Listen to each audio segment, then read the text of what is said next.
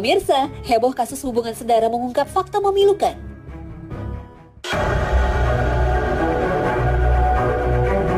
Persoalan meminjam uang ke istri, apakah terhitung hutang? Juga masih menjadi persoalan yang selalu mengemuka dalam masyarakat. Jangan kemana-mana, Hasanah segera kembali sesaat lagi.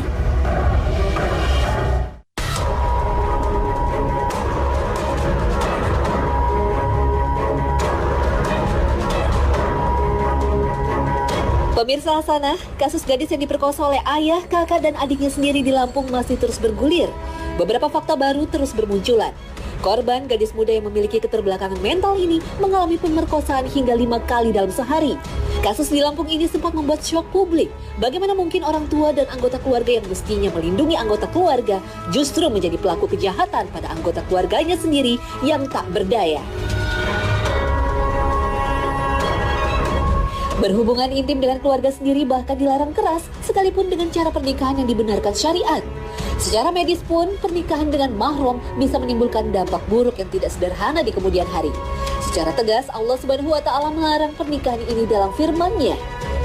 Diharamkan atas kamu mengawini ibu-ibumu, anak-anakmu yang perempuan, saudara-saudaramu yang perempuan, saudara-saudara bapakmu yang perempuan, saudara-saudara ibumu yang perempuan, anak-anak perempuan dari saudara-saudaramu yang laki-laki, anak-anak perempuan dari saudara-saudaramu yang perempuan, ibu-ibumu yang menyusui kamu, saudara perempuan sepersusuan, ibu-ibu istrimu mertua, anak-anak istrimu yang dalam pemeliharaanmu, dan istri yang telah kamu campuri. Tetapi jika kamu belum campur dengan istrimu itu dan sudah kamu ceraikan, maka tidak berdosa kamu mengawininya. Dan diharamkan bagimu istri-istri anak kandungmu, menantu, dan menghimpunkan dalam perkawinan dua perempuan yang bersaudara, kecuali yang telah terjadi pada masa lampau. Sesungguhnya Allah Maha Pengampun lagi Maha Penyayang. Al-Quran Surah An-Nisa ayat 23. Ayat ini dengan tegas menyebutkan siapa saja yang dilarang dinikahi, yaitu orang-orang yang memiliki hubungan darah. Akan tetapi bagaimana dengan pernikahan putra-putri Nabi Adam alaihissalam? Bukankah mereka menikah dengan saudara kandung yang jelas-jelas dalam Al-Quran dilarang oleh Allah Subhanahu wa Ta'ala? Dalam hal ini perlu diketahui prinsip syariat yang ditetapkan Allah kepada manusia. Pertama, bahwa inti dakwah para nabi semuanya adalah sama, mengajak manusia untuk mentaati aturan Allah dalam semua perintah dan larangannya. Perintah yang tertinggi adalah perintah tauhid, sementara larangan yang paling buruk adalah larangan berbuat syirik. Hanya saja rincian syariat antara satu nabi dengan nabi yang lain terkadang berbeda. Terkadang ada aturan di masa silam dibolehkan, namun di zaman kita dilarang. Misalnya bersujud kepada Nabi. Dalam syariat Nabi Yakub dan Nabi Yusuf hal ini dibolehkan. Sementara dalam syariat Nabi Muhammad SAW bersujud pada Nabi dilarang. Sebaliknya, ada juga aturan yang dulu dilarang tapi sekarang dibolehkan. Dalam syariat Bani Israel, lemak kambing dan sapi hukumnya haram. Dalam syariat umat Muhammad SAW, lemak dihalalkan. Allah berfirman, masing-masing kalian memiliki syariat dan ajaran sendiri-sendiri. Al-Quran Surah Al-Maidah ayat 48. Prinsip kedua, Allah mengajarkan dalam Al-Quran bahwa manusia diciptakan dari satu orang, yaitu Adam alaihissalam. Sementara manusia lainnya semuanya keturunan Adam. Allah berfirman, hai sekalian manusia, bertakwalah kepada Tuhanmu yang telah menciptakan kamu dari seorang diri, dan darinya Allah menciptakan istrinya, dan daripada keduanya Allah memperkembangbiakan laki-laki dan perempuan yang banyak. Al-Quran Surah An-Nisa ayat 1. Dalam ayat ini, pasangan Adam yaitu Hawa diciptakan dari Adam dan darinya Allah menciptakan istrinya. Dalam hadis dari Abu Hurairah radhiyallahu anhu, Nabi SAW bersabda, sesungguhnya wanita diciptakan dari tulang rusuk. Hadis riwayat Bukhari dan Muslim. Imam Nawawi menjelaskan hadis ini bahwa maksudnya Hawa diciptakan dari tulang rusuk Adam. Itu artinya Hawa memiliki ikatan darah dengan Adam alaihissalam. Ketiga, di zaman Adam alaihissalam menikahi saudara kandung dibolehkan. Anak-anaknya menikah dengan saudaranya, Allah membolehkannya karena darurat. Keempat, dalam syariat Nabi Muhammad SAW, aturan ini tidak berlaku. Kaum muslimin dilarang menikah dengan wanita sedarah atau mahram, sebagaimana difirmankan Allah Subhanahu wa Ta'ala. Diharamkan atas kamu mengawini ibu-ibumu, anak-anakmu yang perempuan, saudara-saudaramu yang perempuan, saudara-saudara bapakmu yang perempuan, saudara-saudara ibumu yang perempuan, anak-anak perempuan dari saudara-saudaramu yang laki-laki, anak-anak perempuan dari saudara-saudaramu yang perempuan, ibu-ibumu yang menyusui kamu, saudara perempuan sepersusuan. Al-Quran Surah An-Nisa ayat 23. Namun pernikahan dengan saudara-saudara atau mahram bisa saja terjadi karena tidak tahu. Misalnya, dua bersaudara, laki-laki dan perempuan terpisah sejak kecil atau karena tidak tahu bahwa ternyata keduanya bersaudara satu sepersusuan atau karena sebab lainnya. Jika memang tidak tahu, lantas seorang laki-laki menikahi saudaranya, apakah tetap berdosa? Lalu jika menghasilkan keturunan, bagaimana status anaknya? Para ulama sepakat bahwa ketidaktahuan seseorang dalam melakukan perbuatan yang dilarang oleh syariat agama tidak menyebabkannya berdosa. Jika sesuatu yang tidak diketahui tersebut memang sulit untuk diketahui, kecuali melalui bukti-bukti atau sama sekali tidak ada orang yang memberitahukannya, atau tidak ada orang yang bisa ditanya kebenarannya. Rasulullah SAW bersabda, "Sungguh Allah akan mengampuni atas umatku karena 3 hal: keliru tanpa sengaja, lupa, dan segala sesuatu yang dilakukan karena terpaksa." Hadis riwayat Ibnu Majah dan Al-Baihaqi. Para ulama juga sepakat selama tidak diketahui bahwa sepasang suami istri tersebut mahram atau terikat hubungan darah, maka hukum-hukum pernikahannya sama seperti hukum pernikahan pada umumnya. Anak yang dilahirkan dari keduanya sah dan ia mendapatkan hak nasab dan warisan dari ayahnya karena ia memang ayah biologisnya.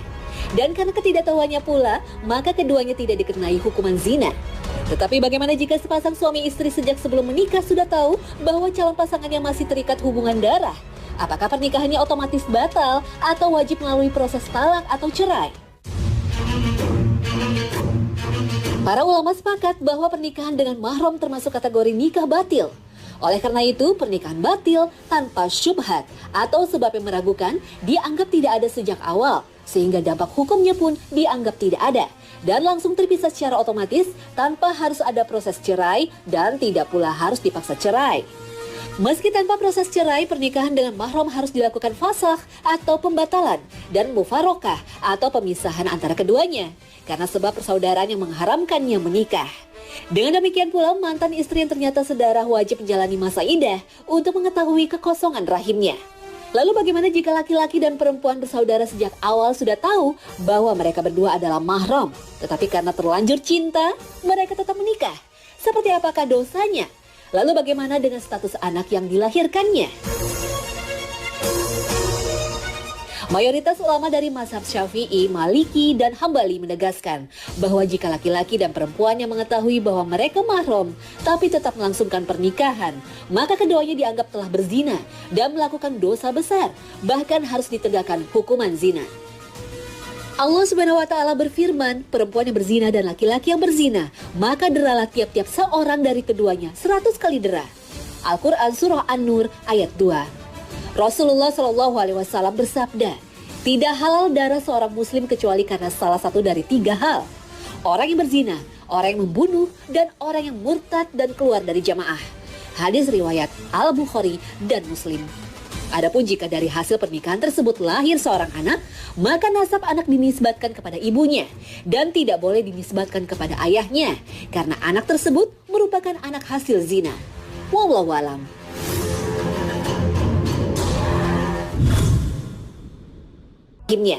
Lalu bagaimana jika laki-laki dan perempuan bersaudara sejak awal sudah tahu bahwa mereka berdua adalah mahram, tetapi karena terlanjur cinta, mereka tetap menikah? Seperti apakah dosanya? Lalu bagaimana dengan status anak yang dilahirkannya? Mayoritas ulama dari mazhab Syafi'i, Maliki, dan Hambali menegaskan bahwa jika laki-laki dan perempuan yang mengetahui bahwa mereka mahram tapi tetap melangsungkan pernikahan, maka keduanya dianggap telah berzina dan melakukan dosa besar, bahkan harus ditegakkan hukuman zina. Allah Subhanahu wa Ta'ala berfirman, perempuan yang berzina dan laki-laki yang berzina, maka deralah tiap-tiap seorang dari keduanya 100 kali dera. Al-Quran Surah An-Nur ayat 2. Rasulullah SAW bersabda, tidak halal darah seorang muslim kecuali karena salah satu dari 3 hal: orang yang berzina, orang yang membunuh, dan orang yang murtad dan keluar dari jamaah. Hadis riwayat Al-Bukhari dan Muslim. Adapun jika dari hasil pernikahan tersebut lahir seorang anak, maka nasab anak dinisbatkan kepada ibunya dan tidak boleh dinisbatkan kepada ayahnya karena anak tersebut merupakan anak hasil zina. Wallahu a'lam.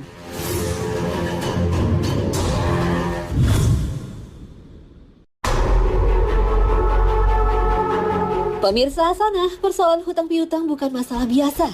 Hutang tetap harus dibayar, karena piutang inilah yang akan menjadi ganjalan seseorang hingga di akhirat. Persoalan yang sering kali mengemuka dan lumrah terjadi di sekitar kita adalah soal pinjam-meminjam antara suami dan istri. Suami pinjam uang ke istri atau sebaliknya, apakah tetap terhitung hutang yang harus dilunasi? Apabila seorang suami berutang pada istrinya, maka ini adalah utang yang wajib dibayar kepada istrinya pada waktu yang telah dijanjikan suaminya. Maka apabila suami memiliki kesulitan untuk membayar utang pada istrinya, hendaklah suami meminta agar istri merelakan utang suaminya. Dan hendaklah sebagai istri yang baik mengikhlaskan utang suaminya sebagai sedekah. Sang istri pun akan mendapatkan pahala dari Allah Subhanahu wa Ta'ala. Lalu bagaimana jika seorang suami berhutang pada istrinya? Lalu sang suami meminta keringanan pada sang istri agar meringankannya, tapi sang istri tidak memberi keringanan. Jika sang istri tidak mau meringankan beban hutang suaminya, maka hal itu masih terbilang hutang. Bila suaminya meninggal dunia, maka utang suaminya dibayar dari harta peninggalan yang dimiliki oleh suaminya. Demikian pula sebaliknya, bila istrinya yang lebih dulu meninggal dunia, maka suaminya harus membayar sebagian utangnya yang menjadi bagian ahli waris istrinya. Lalu bagaimana jika yang berhutang adalah istri kepada suaminya? Apakah juga terbilang hutang yang harus dibayar? Dalam kasus ini berbeda. Masalah seperti ini semestinya tidak boleh terjadi dalam kehidupan rumah tangga, karena istri adalah tanggungan suami yang harus dia nafkahi. Maka dari itu, seluruh keperluan istri adalah kewajiban suami. Lalu alasan apa yang membuat istri harus berutang pada suaminya? Istri tidak dibenarkan berutang sesuatu tanpa sepengetahuan suaminya. Namun bila istri sampai berutang untuk keperluan keluarganya, maka ini jatuh menjadi utang suaminya, sekalipun yang berutang itu istrinya. Perlu menjadi perhatian kita keluarga muslim, piutang itu berat. Tapi dari sisi yang memberi hutang itu sebenarnya menjadi bekal yang sangat istimewa di akhirat. Karena termasuk meringankan beban sesama.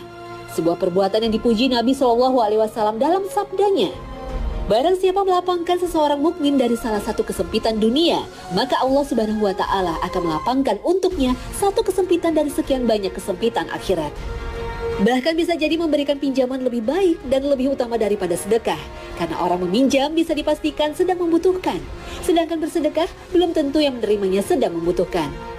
Ibnu Majah meriwayatkan dari Nabi SAW bahwa beliau bertanya kepada malaikat Jibril, kenapa memberi utangan lebih utama daripada memberi sedekah?